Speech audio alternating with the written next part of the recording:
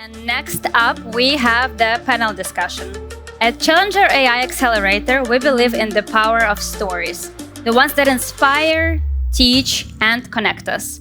That's why one of the goals of today is showcase remarkable journeys, not only from our current batch, but also from the broader ecosystem players, and also from our alumni. Today, we are proud to welcome back startups from previous Challenger AI batches, as well as our current participants, dedicated mentors, and startup friends who continue to make waves across Ukrainian entrepreneurial landscape. We're inviting the group of founders who recently hit major milestones to share how they brought their ideas to life, tackled real-life challenges, and turned vision into reality. Let's take a moment to celebrate their achievement. And with great pleasure, I'd like to welcome our moderator for this special panel discussion, Olesya-Yedynak, Khoma.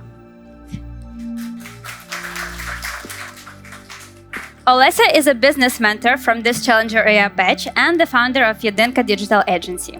She initiated the volunteer movement Do Business with Ukrainians and serves on the advisory board at Ukrainer.net. Please give a warm welcome to Olesya one more time. Thank you. Hi. All right, now let me introduce you the panelists. Firstly, welcome here Victoria Abed, co-founder of Pitch Avatar that you've already seen, our After This Event alumni. Welcome, Victoria, again. And we also welcome here Maksym Goncharuk, co-founder of Aspichi and our alumni from previous batch. Please, guys, be more generous with the applause. Yeah, thank you. Next panelist, Oleh Kurtianyl, co-founder of British startup North AI that raised £580,000 in pre-seed funding this fall. Welcome, Oleh. We also have Antonina Iermeichuk, co-founder of Deus Robotics.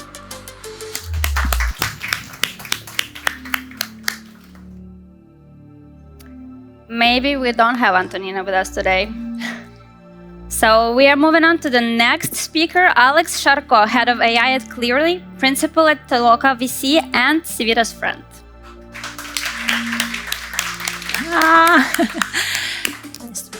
Perfect. Tonya is here, but she's probably just went outside for a bit. Antonina. Maybe we can start and she'll join us when she's ready. Olesya, the floor is yours now. Thank you very much. We are missing one mic. So how are you?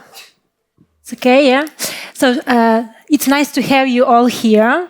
And now we will spend this time speaking about success stories, maybe some lessons learned, yeah, and some advices.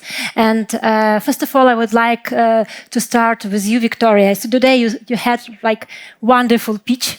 Yeah, and I'm sure you had some hard decisions during your path on this accelerator and maybe some lessons you would like to share with us today. Yeah, thank you. I'm very happy to be here. Actually, a very great experience on pitching here in this amazing space.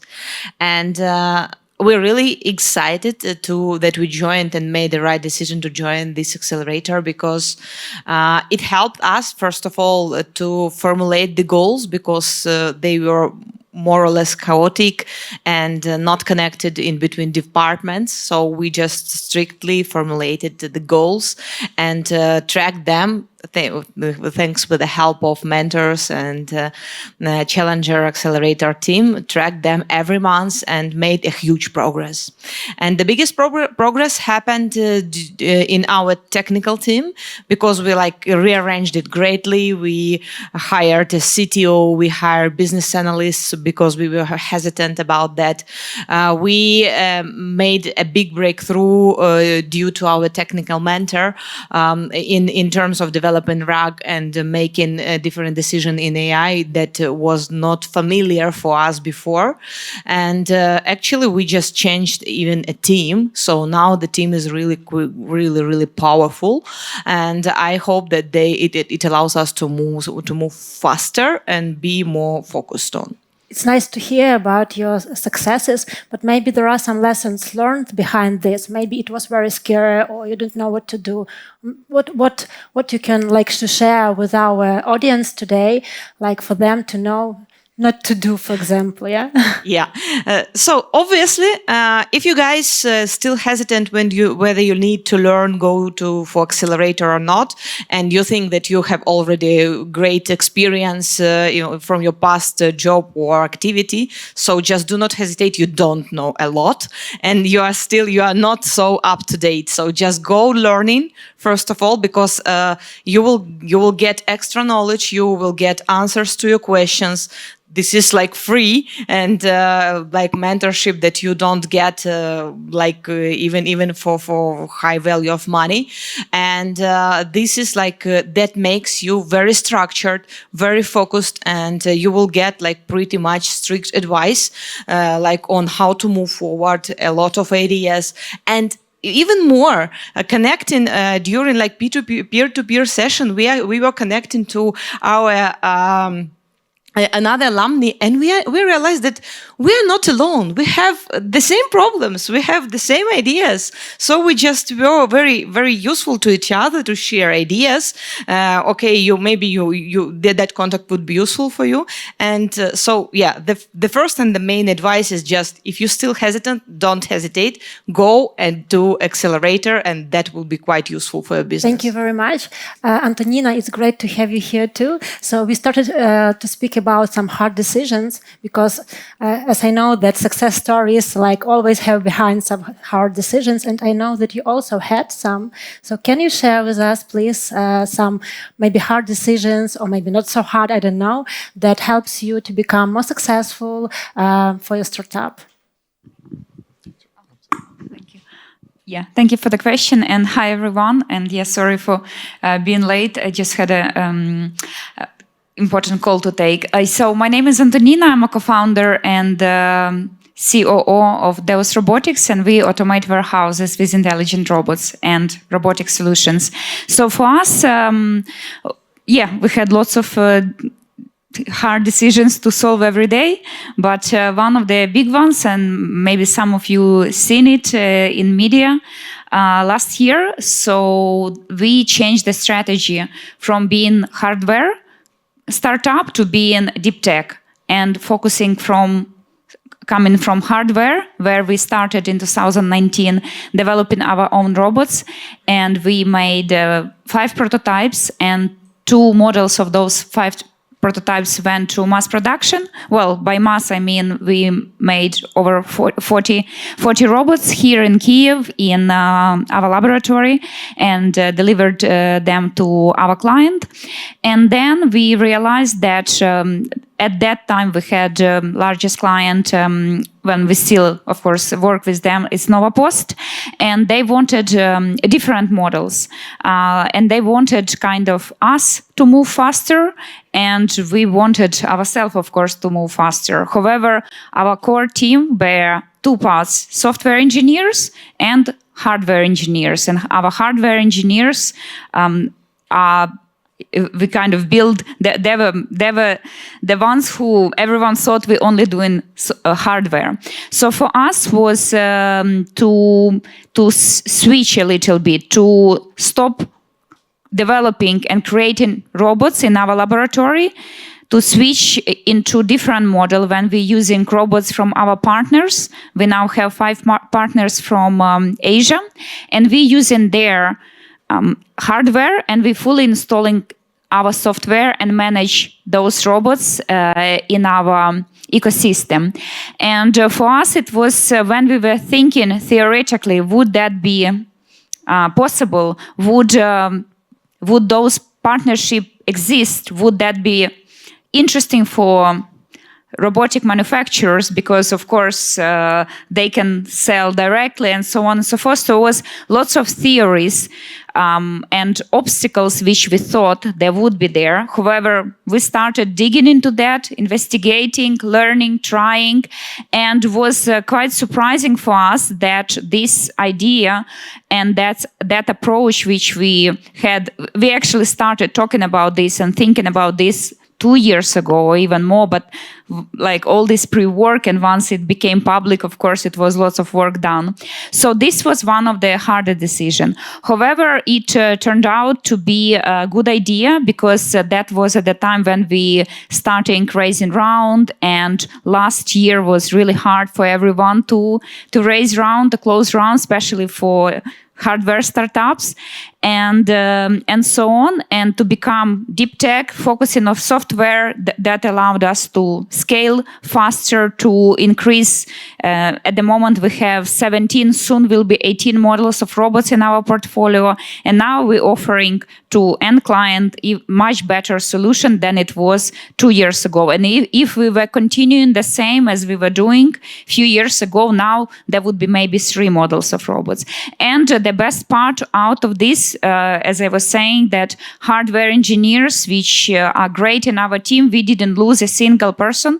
We managed to find for them kind of what they would be doing a little different to still bring big value to the company, to the clients. And yeah, so that was switch and no losing team, because team is our main kind of value of our team. Thank you very much that you share your story, and I have my own. By the way, I invite audience and maybe our startups too. If you have some questions to Antonina and to her story, please let me know. We will ask Antonina, because it's really very interesting lessons to learn. Yeah. If no, then I will go to the Alex. How are you, Alex? Hey, good. So I'm fine too. I know that you have a lot of interesting stories behind you. For me, the most interesting is about exits, because I know that everyone, when we are creating startups, we should think about exits, yeah. And it's like some dream, yeah. And I know that you have this experience. For me, it will be very interesting to hear about this. But if you want to share with us some another success stories, please do this. It will be very interesting. Sure, thank you. Yeah, we were joking with Oleg. I'm like, I would better talk about the fuck ups, because I like to see how it crashes. Yeah. Well, not exactly, but it's probably more valuable. But yeah, speaking of kind of what did work. To answer your first question of on M&As, we did the exits through the M&A. It was the service company. We grew it to 8 million, and we sold it to a big public French group. They integrated us with the portfolio company. We grew it up to 10 million, and then they sold us to the Goldman Sachs and in the end of 2020. The funny stuff was that kind of probably the first thing about corporate M&A, it is long. So it's like, if you would expect it's like those happy moment of joy, it happened to be like one morning. No, it's actually like you're really grinding through it for literally several years. From the moment you actually start the discussions. Yeah, because there is an earn-out period usually. Mm-hmm. So once you live in the company, there is a certain period you need to stay there kind of to keep on performing. And usually the normal compensation is split. You get the part of the money immediately, and then you get the earn-out period money, which is dependent on this performance, which is normal pretty much, because the company who does acquire, they don't want you to, okay, bye. I mean, leaving the next morning. So they want you to stay there for at least a few years, and you need to consider it. But so you keep on moving. And the funny thing with our, now it's funny, with our was that we were on the brink of COVID beginning, and we understood that kind of we could kind of squeeze up the performance to earn bigger earnout, but it will mean firing the team, which was the part of the value that the acquiring company was buying. So we actually approached them, and this is a big public company, very long decisions, very regulated ones, because they are public. And we actually prolonged the earnout period, kind of, because we say we will have a bad performance in COVID year to save people on board, but we will actually pick up from there, and we'll get the earnout for us and the team for you by the end of those. We didn't know that 2022 will start the full-scale invasion, but yeah, we had to manage within it, and fortunately we did. So it's long. The first lesson, you need to expect it will be a lot of grinding, a lot of pushing through, and sometimes you're like, oh my God, how many more months it will actually last? But by the end of it, you're actually quite happy when it ends. And I even stayed for a year more, after the earnout already, an employee. It was funny because they said, pick any title, I mean, find something you want to work with. And it was pretty pleasant.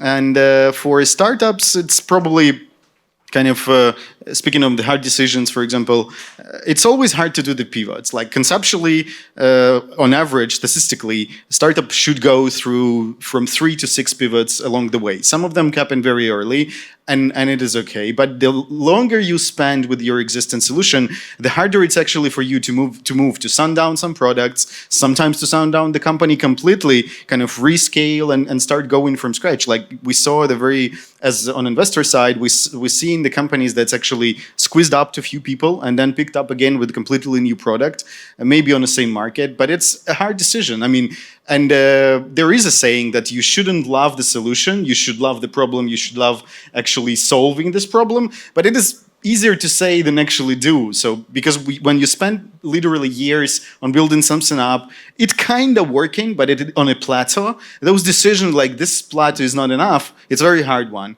But yeah, you have to do it or you will stay on those plateau or maybe sundown eventually. So yeah, that's probably it. Thank you. Maybe you will have some questions, but please think about this, but I have to. So I'm interested about exits. I don't want to ask you anything, but I have to. Yeah, okay, yeah. That's the joke. No, I will have a lot of. I'm interested about this exits.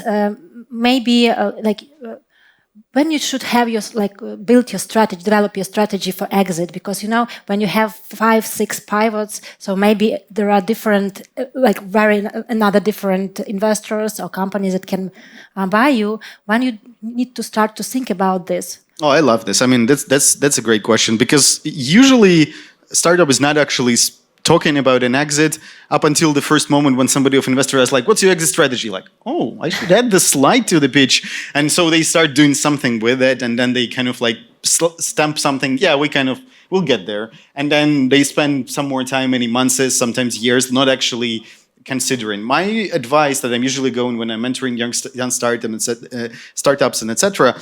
On a day 0, you should develop 3 things. The first pitch, and you start pitching literally from day 1, because you will shape your pitch through bouncing it through the investors. You will shape your slide deck literally talking. So you shape the pitch day 0, you shape your financial model day 0, and you shape your exit model day 0. It will change a lot of times, and that's completely fine. But the idea that once you start thinking like, okay, so I will get the kind of FF funding. I have some my own bootstrap money. I will get the first grant. I will get to 10 MRR. I will get the first kind of bigger angels. I will get to 50 MRR. I will get the seed. I will get to 100 MRR, and that's how I'll be growing at least the first few years. And then you map on this. Okay, so if I need to be on this 50 MRR or 10 MRR, this is the number of sales I have to do. This is my business model. Should I revise it? So once you start actually considering your product this way,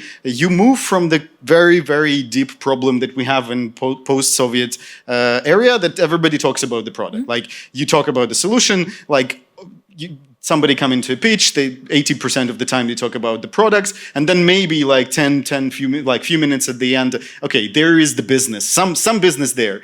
So obviously proportion should be different, and then most of startups not position the slide about the exit as something for investor to actually earn money or get the specific profit. So when you pitch about the exit, you should literally say, okay, you can enter right now on this valuation. This is the gross revenue. This is the valuation in 5 years. This is valuation in 2 years. You will be able to exit through the secondaries or wait for the IPO. So even if it's very early days and you kind of have no freaking idea what you're talking about, the fact that you're thinking in this direction will be very good kind of effect on what you plan. So yeah, day 0. Antonina, are you thinking about exit, and do you think we're changing the slide? Is it really a success? Yeah, in a startup, like to have this exit, I mean, in our startup, I personally, and we don't really. I mean, in the end, it's somewhere, sometime. Maybe, but to be honest, we don't really discuss that yet. We now want to start we have some KPIs. We raised seed round end of last year in December, and now we want to reach the goals of the round and start preparation for the next round. And now we have really ambitious goals for next round, and in general, like what we want to do with our solution, and we want to expand not only to warehouse automation. This was the beginning and is the beginning, because that was kind of one of the easiest tasks to do, just to automate repetitive tasks, moving things from A to B with different types of robots and solutions. But now we're looking into working more with AI and solving many more problems, because we have this software, our platform, where we can integrate different types of robots, and like what we see in front of us, what our plans are. There is no way we're doing exit anytime soon. Like, it's for us, it's really interesting, and our team is now it's over 35 people. It's like our life. I mean, we don't even I don't know.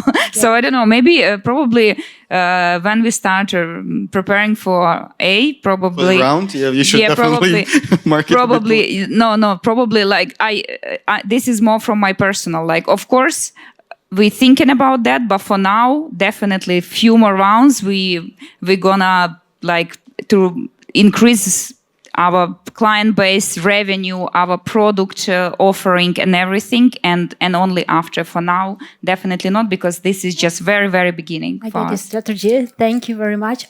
I have here Oleh. Oleh, I know nothing about your startup. I know nothing about your lessons and success stories. Please tell us, what are you doing here?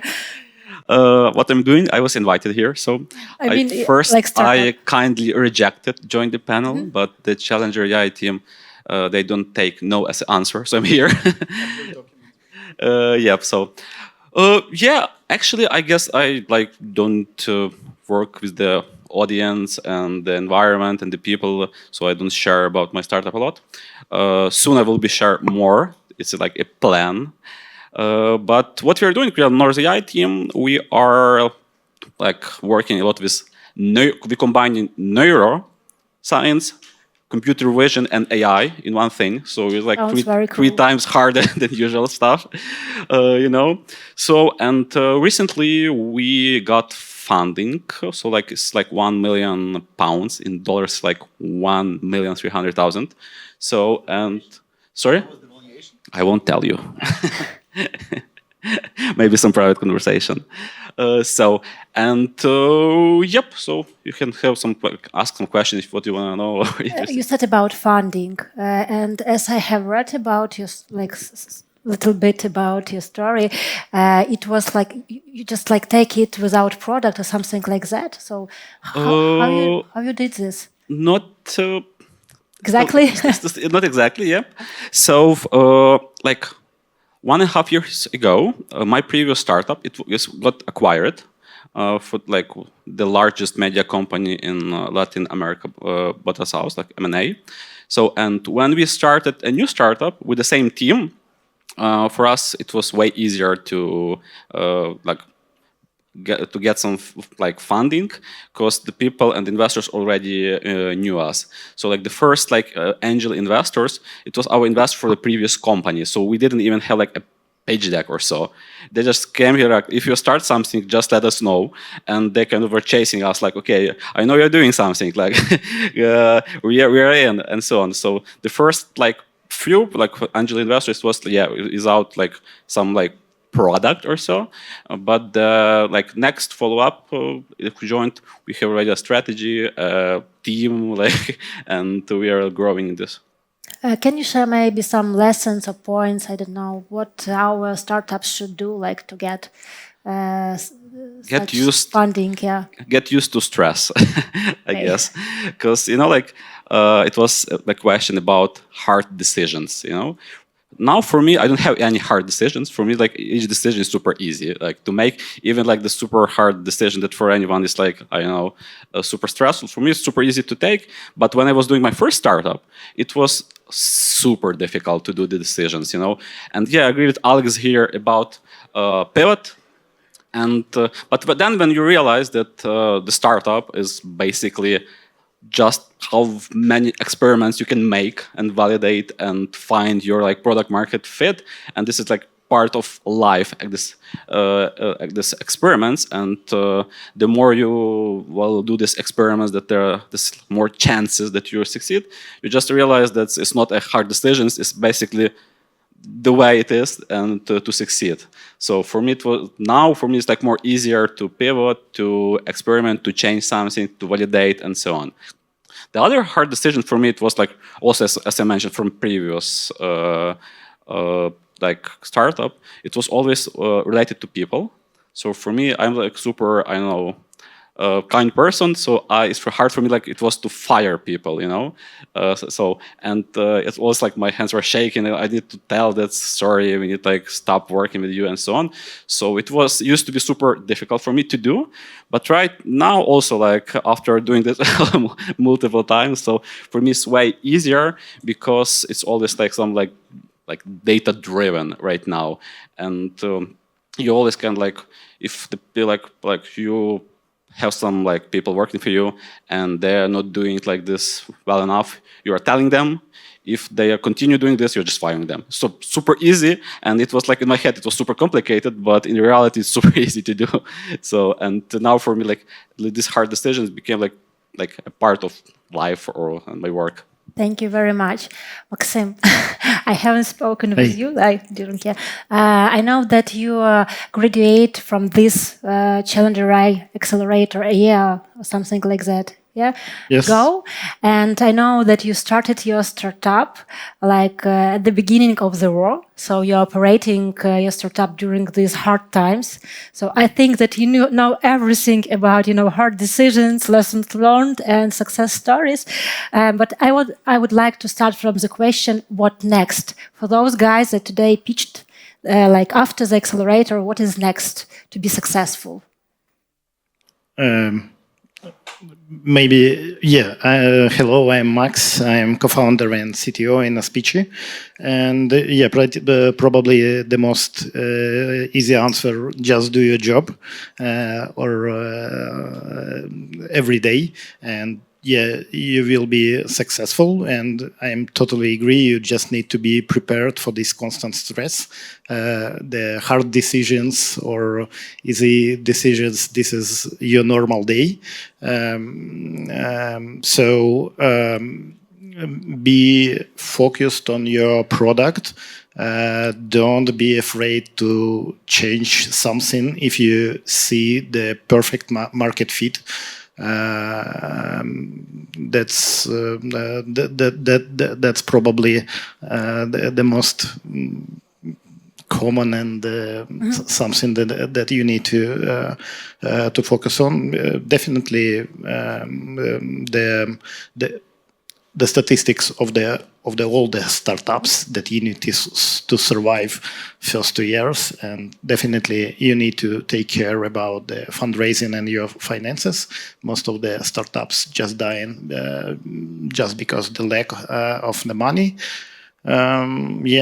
Constantly learn something, go deep dive about your product, about the markets which you can approach. Be concentrated on your product 24/7 or 24/7 or. Thank you very much. I know, like we have like a small talk, yeah, and you said that there are also another options for Ukrainian like startups, like where they should go after this accelerator. Should they go like to look for another fund, or is there any like opportunities for them today? Yeah, maybe there are another options, like some simple steps, Definitely. Actually, I think here on the Challenger AI, I heard that networking is equals to not working, this kind of joke. So you need to understand that acceleration programs, this is the good boost for your business, but your best investors are your clients. So again, concentrate on the products. There are many accelerator programs available for Ukrainian companies, especially for the startups. For example, the Horizon EYC programs available from the European Union could significantly boost you in the non-equity cash. So you could try this, but you need to understand that the accelerator, this is just the networking, this is just the boost, but nobody will make your job. So take this balance between the fundraising, acceleration programs, but invest a lot of your time in your product, in your market fit. Thank you. Did your product changed from that, like during this year, from your last acceleration here? I think we already had a pretty good MVP when we were get on board of the Challenger AI. Right now we are adding some AI as the core functionality of our product, but the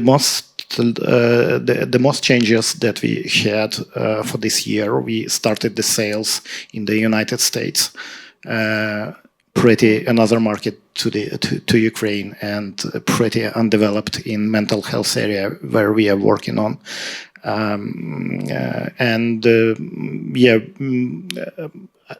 I would say that some features we were developing for this US market particularly, but the product was already in the good shape, and but nevertheless you are constantly changing it. When you're at this point zero, you could easily pivot something and find another niche if your basic product is not good at sales and so on.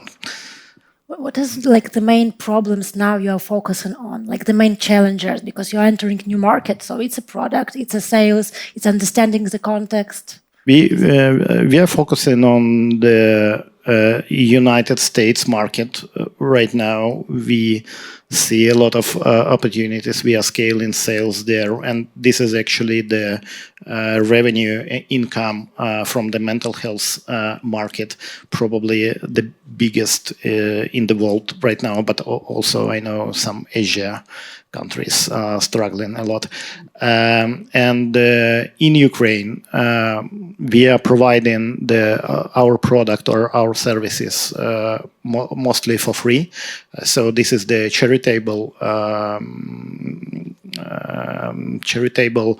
something for our veterans, military people, internal refugees, and we would like to scale it probably 5 times more this year. This is the second part where we are focusing on, and the third, which is most important for us, we are working with the VR headsets. Those have a lot of sensors.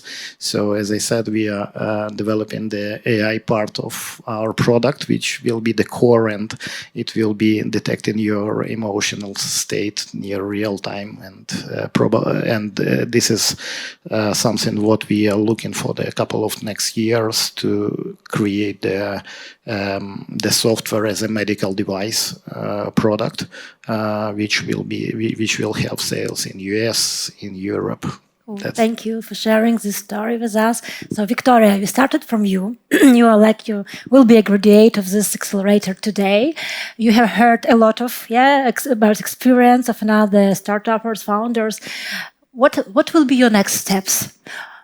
So maybe I didn't mention, but now we are looking like for just finalizing to focus on our product market fit, and I guess that we have self-funding, so the founder is funding us, and we still didn't think about like raising money and so on. But maybe the final point is like we finish with speaking about that. We're speaking about how to scale faster as we are working in AI area, and it's like very, very rapidly changing technology. We are still thinking, and our competitors already have done. So we are now thinking about that, and I guess that's the main shift that has happened to us, to stay focused on our ICP. We have formulated from a lot of just focused on 3, and just started to thinking about raising money to move faster. Thank you very much. Maybe you have any thoughts about success, lessons learned, experience you want to share with all these wonderful people here that are founders too, doing something new, and you haven't mentioned it yet. And some reasons, please do this. We have like some few extra minutes for this. Yeah, Alex? Oh, I'm sorry. Yep. Ladies first. Okay. Well, I wanted to comment on the what one of the panelists mentioned about the stress. To be honest, if I may, I don't agree with that, because that's kind of the way to burn out, and you don't really want that. At least I don't want, and we don't want that in our team. So I believe that to be ready to work a lot, at the same time always enjoy what to do, and that would be a lot to learn. But I believe for people who build in startups or move to that journey either from corporate or from university or from everyone's different, but that's always to enjoy the path, and put good goals, ambitious goals, and reach them, and celebrate with the team, with family, with friends, and put another goal and move again. So yeah, work hard, study hard, and also don't forget to live and enjoy every moment of this journey. Thank you very much, Antonina. Alex? I love this because I'll double down a bit on that, because stress will be there still. You just don't feel it anymore because you're Ukrainian built-in business. You're like, well, that's not a stress anymore. Yeah, but what I would say is probably kind of like, for me, what gives us ability to like what I do is always the curiosity. Like right now, so much interesting things happening, especially kind of in technology, but not only. And I always driven by what will it happen if we do this? Will it work out? What will be the output? And it's such a fruitful thing to feel how it actually working out, or you canceling it out and move to the next one. But it's about the curiosity. So yeah, stay curious. Thank you. Yeah, Max. I'm totally agree. When the stress is your lifestyle, it is not the stress anymore. I mean that your job, your hard job, this is not something laying on the beach and doing putting a couple of hours of efforts, and sometimes when you are scrolling the reels or some fashion magazine, fancy magazines. So yeah, this is the hard work, and I think it is better to do something and regret than regret because you did not made something. So yeah, try, and you know why you need to do it, because you cannot do nothing. Thank you. Oleh, do you? Okay, I need also to add something. Okay.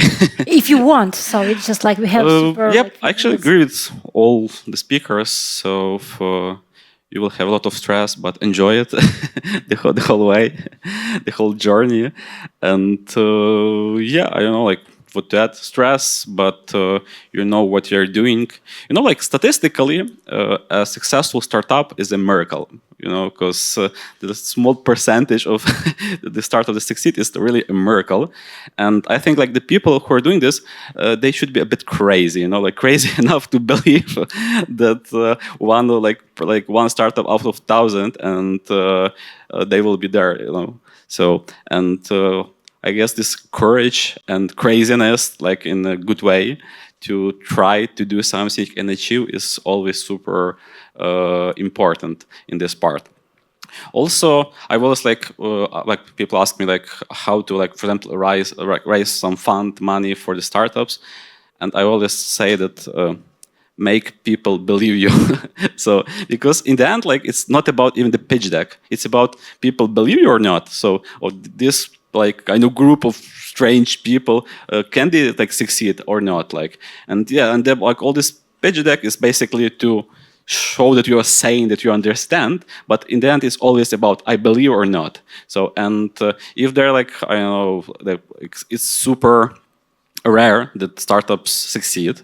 Plus you add the risk that you're in Ukraine, that you're Ukrainian, so for them it's even more a risk. So and you, if it's a higher risk, then the return on investment, or you need to make sure that's like they will get the money back. So, and this how to make them believe. It's like you need to provide even more higher like insurance that they will get what they want to. So that super simple, like how to raise money, make them believe you. Thank I will you. still just for a second, like it's funny, like because intuitively or knowingly you kind of like quoting Taleb's from 0 to 1, because like I love the quote very much. Like he's saying that the startuppers are like a cultist who are so crazy, believing something really insane that they're like with the huge eyes running around and can persuade somebody else like to give money for it. So yeah, it's pretty much. Yeah. I have even other one. So I think that the startup founder should be a bit smarter than the average person, or a bit dumber than the average person to succeed.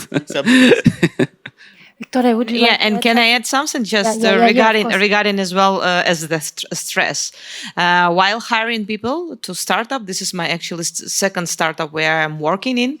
I'm asking about what is your mindset. So I'm looking for a startup mindset person that is like driving by working in chaotic, but not just only in chaos, but intends to make it into structure, and that really enjoy like these challenges all the time. You need like to change the strategy, you need to change the workflow and so on. So people at least shouldn't be like stressed, should enjoy.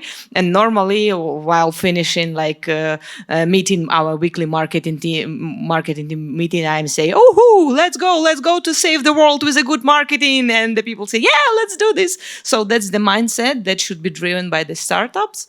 And and I guess that's the core. Yeah. So we will have a network here. Please don't waste your time to speak with these great people during that time, during the network time. And I'm honored to have this panel with you. It was very interesting. It was nice to meet you and hear all your stories. Thank you very much. Thank you. Thank you for the questions. Thank you.